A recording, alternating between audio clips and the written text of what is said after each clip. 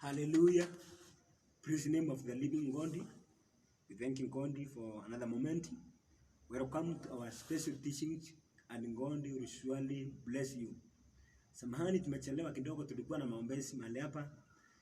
Lakini dakika zimepita kidogo, but tunasema ya kwamba wakati wa Mungu ndio mzuri. Tunaamini ya kwamba kile Mungu alikuwa amepanga kitatimia katika jina la Yesu. Kwa maana Biblia inasema ya kwamba mashauri yote ya wanadamu yatakuwa bure, lakini kusudi la Bwana litasimama milele.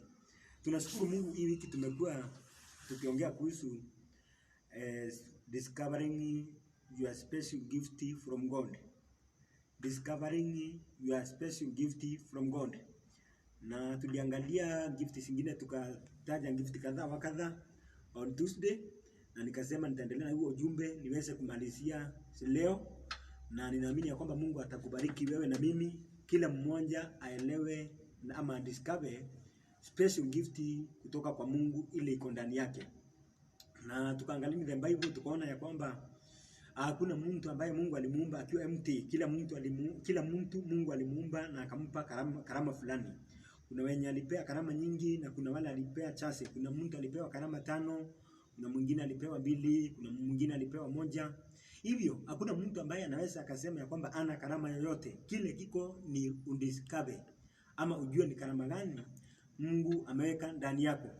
Na kitu kingine tukaangalia, tukaona ya kwamba kuna karama za Mungu ambazo tunaitanga gift of grace, na tukaelewa ya kwamba pia kuna karama the gift of the Holy Spirit, karama za Roho Mtakatifu, na hizo tutaziangalia leo Mungu akitunjalia. Na kuna karama za Bwana Yesu ambazo ndio callings, ambazo ndio calling, ambazo Mungu Bwana Yesu aliita wengine kuwa mitume, wengine manabii, wengine wainjilisti, wengine wachungaji, wengine walimu. Hizo sio karama ambazo Mungu alipeana. Karama ya Mungu ni ile ulizaliwa ukiwa nayo, tunaweza tukaita nyingine talanta. Na hizo nataka tuangalie, tukikimbia tutasoma scripture kadha wa kadha, na ninaamini ya kwamba Mungu atatubariki. Neno letu la kwanza lilikuwa ni 1 Corinthians chapter 7 and verse 6. Biblia inasema lisikie, lakini nawaambia wale wasio bado lakini nasema hayo, nasoma 1 Corinthians chapter 7 verse 6, nasema verse 7. Verse 7 nasema, ila nipendalo ni kwamba watu wote wawe kama mimi nilivyo. Walakini kila mtu ana karama yake mwenyewe itokayo kwa Mungu, huyu hivi na huyu hivi. Huyo ni Paulo, alikuwa anaongeleza kanisa la Wakorintho, akasema ya kwamba angetamani kila mtu awe kama yeye. Lakini akasema lakini kila mtu ako na karama yake special gift. The English Bible inasema ya kwamba each one has his own special gift from God. Huyu hivi, mwingine hivi. Inaitwa special gift kwa maana gift yako ni uniqueness. Uko tofauti na wale watu wengine. Haleluya. Twende moja kwa moja kwenye Romans chapter 12. Nimesema leo tutasoma scripture kadha wa kadha na Mungu atatubariki. Warumi chapter 12 and verse 6 inasema basi kwa kuwa tuna karama zilizo mbalimbali kwa kadiri ya neema mliopewa, ikiwa unabii tutoe unabii kwa kadiri ya imani. Tuliangalia Tuesday, tukaona kuna unabii mtu aliumbwa akiwa nayo. Kuna watu ambao wako na karama ya unabii na sio ile karama ya unabii amepokea after kuokoka na kubatizwa na kujazwa na Roho Mtakatifu. Ni karama ya unabii ambaye aliyozaliwa nayo. Hiyo ndio tunaita gift of grace. Na hii karama ya unabii ni ile karama unapatanga, kuna watu wameumbwa wakiwa watu wa kuhutubia watu wa kuongeleza watu wengi. Watu wanaweza wakasauri watu wanaweza wakahutubu na wakaongeleza watu wengi. Na hiyo karama hata ukiwa huko kanisani wakati mwingine inafanya kazi hata kule. Watu kama wale ambao unaonanga wakiwa na influence nyingi, wanaongea maneno yanakubaliwa na watu, wanafuatwa na watu wengi. Hata wanasiasa wanakuanga na hiyo karama, ni vile ambavyo hawajui. Namba 2, kuna karama inaitwa ikiwa unduma tuwemo katika unduma yote yetu. Kuna mtu ambaye amepewa karama ya unduma. Tukaangalia Tuesday, tukasema ya kwamba, na nikaambia watu ya kwamba ukiona mtu anafanya kazi asarini na anaifanya kwa njia ambayo ni perfect na anafurahia na anaona akiwa anafanya kazi nzuri na Mungu anambariki katika ile kazi ya asarini katika kanisa, inakuanga unduma. Yule mtu anahudumia watu kwa maana ni mtumishi wa watu wote, anahudumia wachungaji, anahudumia wasirika, anapoanguza viti, mkichafua kanisa anaosha na alalamiki, anasikia akiwa anabarikiwa. Hiyo ni huduma. Mkiwa hauna huduma, ukifanya kazi kama ile, utafanya ukiwa unalalamika. Nimeona kuna watu wengi wanafanya kazi kama ya ushering kwa sababu ana huduma ndani yake, anaifanya akiwa analalamika na ananungunika. Unasikia akisema hao mama wanakujanga wanatupa makaratasi, wanatupa mapampasi kwa compound ya kanisa, kwani hawana akili, hawajui choo iko wapi, hawezi mtu hawezi beba paper bag. Huyo ni mtu ambaye ana karama ya huduma lakini anafanya kwenye department yenye sio yake. Na watu wengi wamekosa kufaulu katika maisha na kuwa na amani katika maisha na kuwa na furaha katika mioyo yao, ni kwa sababu wanafanya kazi yenye hawako gifted katika ile kazi. Haleluya. Gift nyingine tunaangalia, nitaangalia mbalimbali kwa maana nataka tusome scripture mbalimbali. Huduma namba 2 yetu, mwenye kufundisha. Katika kufundisha kwake kuna watu ambao wako na neema ya kufundisha, na watu wengi ambao tunajiita walimu hatukuangi walimu wote, maana there is different of preaching and teaching. Kuna watu ukimpatia madhabahu hawezi akahubiri akiwa anapiga makelele, hawezi akahubiri akiwa tu anatia watu moyo tu. Atafundisha watu, aonyeshe ni kitu gani utafanya ndio ubarikiwe, ni kitu gani utafanya ndio utembee na Mungu. Haleluya. Ikiwa ni kufika mbinguni tu, sio kuambia watu tu utafika mbinguni. Huyo ni mtu ambaye Mungu amempatia neema ya kufundisha watu vile ambavyo watafanya. Na ninaomba Mungu akapate grace walimu, watu ambao wana gift za kufundisha katika jina la Yesu.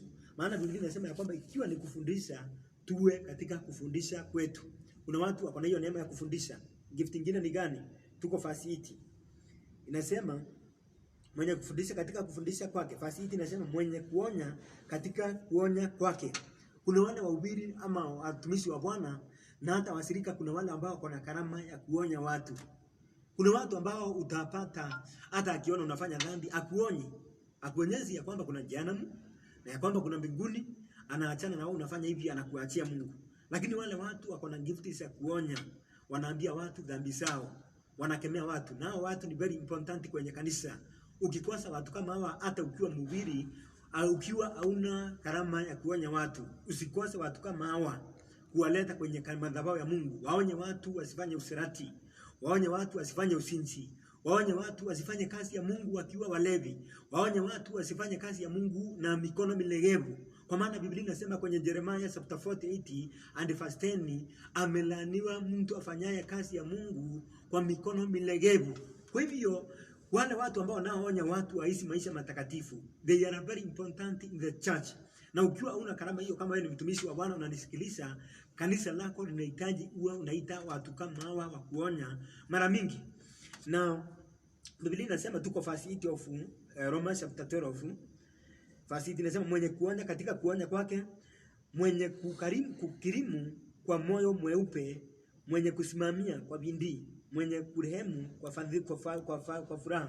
Hii ni karama nyingine, mwenye kukirimu katika moyo mweupe. Hiyo ni karama ambayo ni ya ukarimu. Ndio sisi wote tunaambiwa kulingana na neno la Mungu, imetupasa tuwe wakarimu. Tuwe wakarimu, tuwe generous people. But kuna wale ambao watu wako gifted kwa hiyo njia. Ni kama ukija kwa kanisa kama hili, tukiwa na ibada, hata tukisahau kutoa sadaka, kuna watu watasikia guilt kama hawajatoa sadaka. Watasikia kwamba imetupasa tutoe sadaka. Lakini wale ambao wako gifted pande hiyo, watatoka kanisani na watakuwa guilty. Kuna wale watu ambao wako na hiyo. Na Biblia inasema ukisoma Proverbs chapter 18 and verse 16 ya kwamba karama ya mtu inaweza ikamfanya asimame mbele ya wakuu. Na ukisoma neno la Mungu, ukisoma kwenye Samuel nayo chapter 25, first Samuel chapter 25 and first Samuel chapter 25, Biblia inaongea kuhusu mwanamke mmoja alikuwa anaitwa Abigail, na alikuwa ameolewa na mtu alikuwa anaitwa Nabali. Na huyo Nabali alikuwa mtu mwovu sana, lakini yule mwanamke Biblia inasema ya kwamba alikuwa akona karama ya hekima na karama ya ukarimu. Ile karama ya ukarimu ndiyo iliyoweza kumwezesha kusimama mbele ya mfalme Daudi. Daudi alikuwa na kikosi kubwa, alikuwa amefuatwa na watu wanajeshi 600, na wakiwa naenda kuangamiza nyumba ya Nabali. Yule mwanamke kwa sababu alikuwa na karama ya ukarimu, Haleluya. Hiyo karama ndio ilimuokoa na ikaokoa nyumba yake yote. Na Biblia inasema ya kwamba akachukua vitu mingi, akachukua mikate, akachukua vitu mingi, akaenda kumkaribisha Daudi akiwa anaenda kuangamiza, akapiga magoti. Hiyo ni hekima alitumia, na pia akatumia karama ya ukarimu. Na akamsii, akamwambia kwamba naomba hizi vitu nimekuja nazo sipokelewe na vijana wako wakule wasibe. Na walipopokea zile vitu, Daudi akaghairi uovu ambao aliokuwa amekusudia moyoni mwake kwa sababu ya karama iliyotumika, karama ya ukarimu. Ukiangalia mtu kama nani? Mtu kama Jacob na yeye alikuwa anahofia ya kwamba ndugu yake Esau atamwangamiza. Lakini kwa sababu ya karama ya ukarimu akapata kumungawia vitu. Ng'ombe kiasi fulani, mambusi kiasi fulani, ngamia kiasi fulani. Alipofanya hivyo kwa sababu ile ukarimu wake, wakawa na matamshi mazuri na ndugu yake. Akamwambia kwamba hii nimekuletea kama gifti ili niweze kusimama mbele zako. Kwa hivyo karama ya ukarimu ni karama ambayo inayoweza kufanya mtu afunguliwe milango mpaka asimame mbele za wakuu. Karama yoyote ambayo Mungu amekupatia inaweza kukupatia njia usimame mbele za wakuu. Na mimi naomba Mungu akapate kuachilia neema juu yako. Amen. Ya kudiscover ni karama gani Mungu aliyoweka ndani yako katika jina la Yesu Kristo. Haleluya. Tutaenda moja kwa moja, tumeangalia tuko fasiti, tunasema mwenye kuonya, katika kuonya kwake mwenye kukarimu. Ukarimu, hiyo ndio karama ya ukarimu. Kwa moyo mweupe, mwenye kusimamia kwa bidii, mwenye kurehemu kwa furaha. Ningetaka niseme ya kwamba hata kama tunasemanga kwamba kila mtu anafaa kuwa anafaa kuwa na mkarimu, kuna wale watu wako gifted pande hiyo, hawasukumiwi. Kwa hivyo hao watu hata ikiwa hawajafundishwa kutoa, watatoa. Hata ikiwa hawajalazimishwa kutoa sacrifice, watatoa. Hata ikiwa hawajaombwa chakula, watapeana chakula. Haleluya. Na watu lazima wabarikiwe. Na nilisema ya kwamba kuna watu wako na hii karama na hawajaokoka, na wakiwa kule duniani hii karama inafanya kazi kufanya ukarimu, kufanya dhambi. Unampata mtu anafanya ukahaba na alalamiki na anunguniki. Alalamiki hata na hiyo kazi. Anafanya ukahaba usiku mzima. Lakini asubuhi unaona ako na furaha tu. Hata ikiwa ako na pepo ndani yake, amekuwa possessed by devil, ikiwa hauna hiyo karama ya ukarimu, mtu anaonanga ametumiwa vibaya. Anasikia vibaya, anasema hii kazi ninaweza nikaachana nayo nikipata kazi nyingine. Na hajaokoka na anaona ni vibaya, na hata kama haoni kama ni vibaya, ana growth ndani yake inamchokeza kwa sababu ana gift ya ukarimu. Mtu mwingine ambaye mtapata mtu kama mlevi akiwa mkarimu, utapata ananunulia watu pombe, anafanya vitu mingi kwa sababu ya karama ya ukarimu iliyo ndani yake. Lakini kwa sababu hajaokoka na hajajazwa na Roho Mtakatifu na aanze kutumiwa na Mungu, anaitumia kwa njia mbaya. Mimi naomba Mungu akapate kuokoa wale watu wako hivyo na watumike na Mungu katika jina la Yesu. Na ningetaka niseme ya kwamba watu wengine unaonanga wakiwa effective katika kufanya dhambi zingine mbovu. Hao watu wakiokoka, waingie katika nyumba ya Mungu, watakuwa effective katika kufanya kazi katika ufalme wa Mungu. Angalia mtu kama Paulo. Paulo alikuwa ni mtu ambaye alikuwa anahesabiwa akiwa muovu sana. Mtu ambaye alikuwa ni muuaji. Wakati Mungu alipomuokoa, aliweza kuwa effective katika ufalme wa Mungu kama vile ambavyo alikuwa effective katika pande ile nyingine, ufalme wa giza. Haleluya. Na ukiona mtu yote ambaye hayuko effective katika ufalme wa giza, hata akiwa hajaokoka, hata akiokoka, hata kuwa effective katika ufalme wa Mungu. Haleluya. Amen. Na mtu yoyote, nimesema ya kwamba hakuna mtu ambaye Mungu aliumba akiwa empty, aliumba akiwa na karama fulani ndani yake. Na ningetaka tusome Waefeso chapter 4 and verse 11. Tuangalie nazo karama za Yesu. Tumeangalia the gifts of grace. Kwa njia nyingine tunaweza tukaziita karama za Mungu. Hizo tunaweza tukaziita tena talanta. Mungu aliumba watu na akawapea hizo. Hakuna mtu ambaye aliumbwa hapa duniani akose kuwekwa kitu fulani ndani yake. Waefeso chapter 4 and verse 11 inasema nini? Inasema naye alitoa wengine kuwa mitume, na wengine kuwa manabii, na wengine kuwa wainjilisti, na wengine kuwa wachungaji, na wengine na walimu. Hii ni Yesu, ni Biblia inasema kuhusu Yesu ndiye aliappoint watu wengine kuwa mitume. Na mtu yeyote ambaye anayesema kwamba yeye ni mtume, lazima awe anaambia watu alitokewa na Mungu wakati gani na Mungu akamwambia nini, akaitwa kama mtume. Na ama ukiwa kama nabii lazima iwe ni mwito mkubwa ulitokewa na Bwana Yesu. Mwito mwingine, hata mwito kama wa mtu kama mchungaji, lazima awe ya kwamba aliitwa na Mungu. Ama kama sio hivyo, awe ya kwamba, kwa maana kuna pastor ambaye ni wa kuitwa na Mungu, mwingine ni wa kufanywa na watumishi pengine kwa kisomo. Kama mtu kama Titus hakuitwa na Yesu, hakutokewa na Yesu akuwe mtume. Biblia inasema ya kwamba alisoma kwa kusoma vitabu na akawa mchungaji. Mtu kama Timothy aliapointiwa na Paulo. So yote ambayo unafanya kazi lazima ujue ya kwamba uliitwa namna gani. Lazima utuambie kwamba kama ni Mungu alikuita ama ni bishop wako alikufanya pastor. Na kama ulifanywa, uhakikishe ya kwamba umenyenyekea chini ile mafuta forever. Haleluya. Maana ukitoka hapo ujue ya kwamba hauna mwito wako peke yako. So kuna watu waliitwa kuwa mitume, wengine kuwa manabii, na wengine kuwa wainjilisti, na wengine kuwa wachungaji, na wengine kuwa walimu wa neno la Mungu. Na Biblia inasema ya kwamba Mungu aliappoint hao wote ili kazi ya Mungu ifanyike kwa ukamilifu. Biblia inasema verse 12 inasema kwa kusudi la kuwakamilisha watakatifu hata kazi ya huduma. Kwa hivyo hata ikiwa niko na mafuta namna gani, siwezi nikatosheleza kanisa kama hili. Biblia inasema ya kwamba Mungu aliwaita hao wote kwa kusudi la kuwakamilisha watakatifu.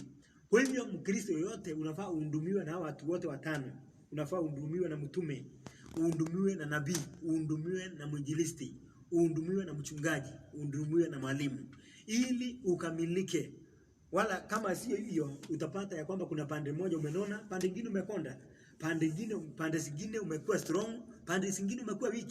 Lakini ukitaka kukamilika lazima uwe ya kwamba umehudumiwa na watumishi wa Mungu wote. Na ndio maana wale watumishi ambao wako na hekima huwa wanaleta watumishi wengine ambao wako na karama zingine tofauti na sawa.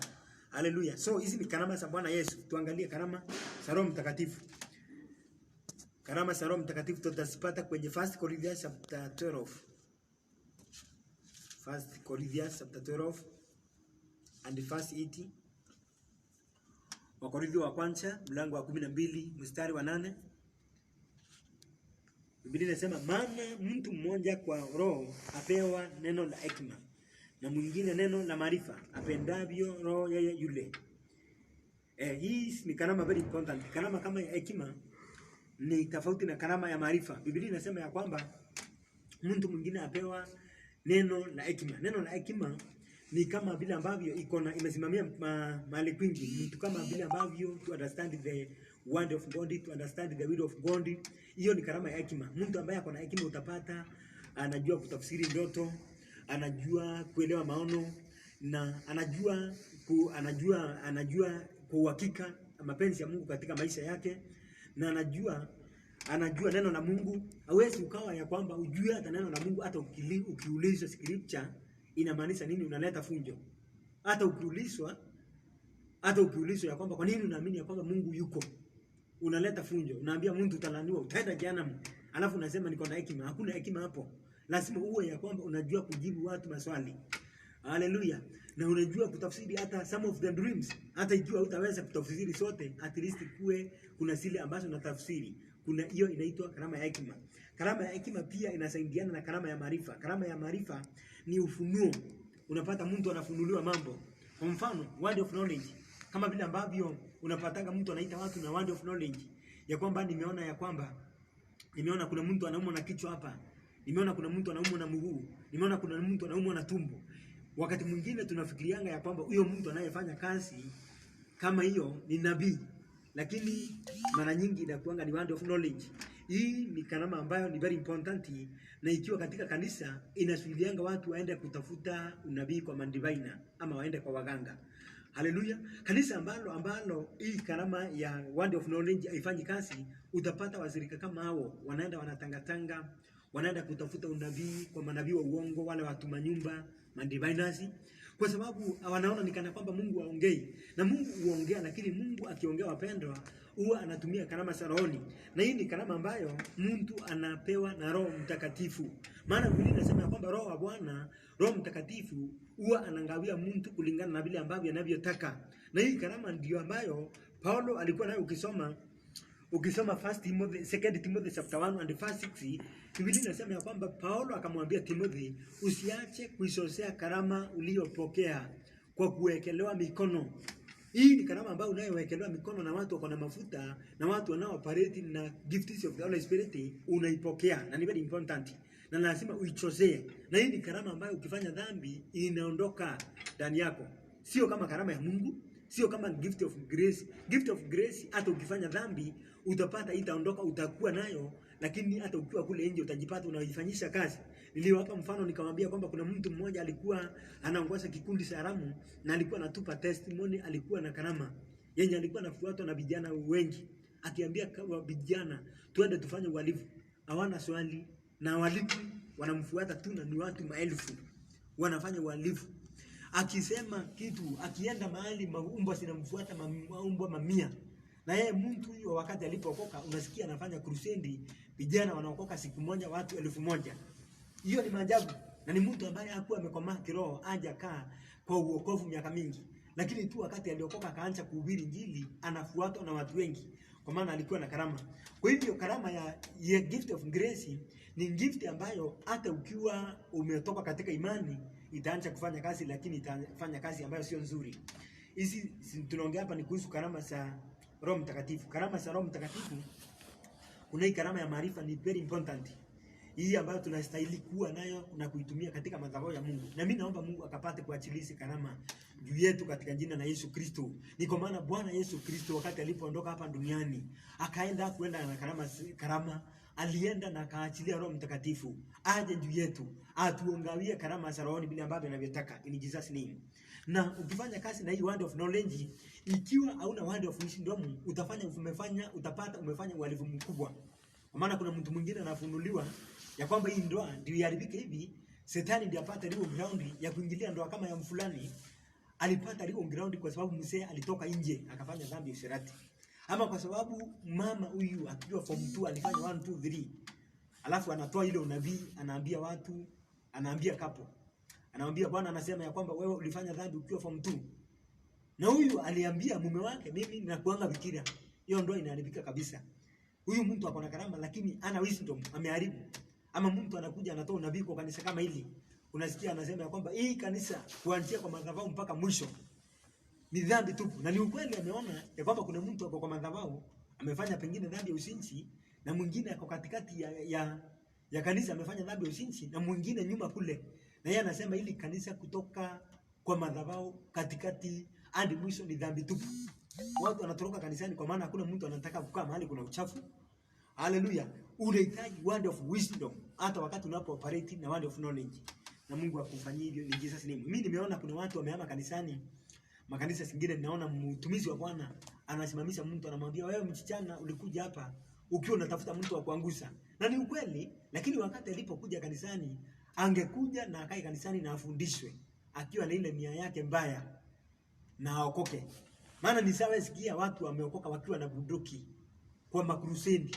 Na mtu alikuwa na uhalifu lakini akasikia kuna crusade hapa, akaingia ajifisi hapo, na akiwa katika ile process na yeye hakuwa anakuja kuokoka, alikuwa na nia mbaya, anaokoka. Haleluya. Kwa hivyo sasa ukiwa na word of knowledge, omba Mungu akupe hekima ndio ukaweze kufanya kazi ya Mungu bila ambavyo inavyofaa. Ingine ni word of wisdom, inasema mwingine imani katika roho yeye yule. Imani ambayo unaamini Mungu 100%, hata kama kuna changamoto, hata kama kunaonekana hakuna matumaini, inaitwa karama ya imani. Na mwingine katika na mwingine karama za kuponya katika roho yule mmoja. Hizi karama za kuponya inaitwa gifts of healing. Kuna watu wengine wanafikiria ukiwa na gift of healing inaponya kila ugonjwa, lakini ningetaka niseme ya kwamba inaitwa gifts of healing. Ni kumaanisha siko tofauti. Ndio maana utapata kuna watumishi wa Mungu wanatumika na Mungu kwa njia kubwa kuponya mawimbe, lakini magonjwa mengine hawaponyi. Na ikiwa kuna mengine wataponya, wale watu watapona kupitia imani. Kwa maana kwa mfano kama sasa hivi niwe gifted katika kuponya karama katika kuponya cancer. Niponya watu 5 wakiwa na cancer. Watu wengine wakiwa na ugonjwa mwingine, hata kama mtu ako na meningitis, mwingine ako na ugonjwa mwingine pengine ni kiwete. Ataamini ya kwamba hata ni mimi nikitokea mahali pale nitapona. Kwa hivyo imani yake inamuokoa pamoja na mimi ninatumia imani. Sasa tunafikiria kwamba ile gift ni gift moja inafanya ile kazi. Lakini inaitwa gifts of healing. Ni kumaanisha ya kwamba siko tofauti. Ndio maana unapatanga kuna watu wanainua viwete peke yake lakini hawafanyi mambo mengine. Haleluya. Ingine ni karama, very important. Inaitwa karama ya kufanya miujiza. Mwingine tuko kwa fasi 9. Mwingine inasema mwingine karama za kuponya na ni yule roho mmoja fast inasema, na mwingine matendo ya miujiza. Naomba Mungu aachilie karama za kufanya miujiza katika kanisa lake katika jina la Yesu Kristo. Na mwingine unabii. Unabii ni ile ambayo mtu anasikia vile ambavyo Mungu anasema na anatoa unabii. Wakati mwingine unaweza ukawa unajiombea, unasikia mdomo, unasikia kujitabiria, unasikia ni kama unaongea, una take authority. Haleluya, inaitwa karama ya unabii. Tuko fasi mwingine kupapanua roho, na mwingine aina za lugha. Mwingine kupapanua roho ni kama ile ambayo unapata Yesu alikuwa anaenda kuongeleza Mafarisayo. Akienda akiwa anaongea, alikuwa anaenda kukula kwa Mafarisayo mmoja, alafu mwingine na yule Farisayo alipoanza kuketi kukula na wenye dhambi na mwanamke ambaye alikuwa ni kahaba, yule alimpaka mafuta ambaye ni Maritha. Biblia inasema ya kwamba yule akafikiria moyoni mwake, ingekuwa huyu ndio ni nabii na ni mtumishi wa Bwana, ingekuwa ni nabii wa Mungu, angetambua yule mwenye dhambi. Bwana Yesu akagundua ndani ya moyo wake, akapapanua moyo wake.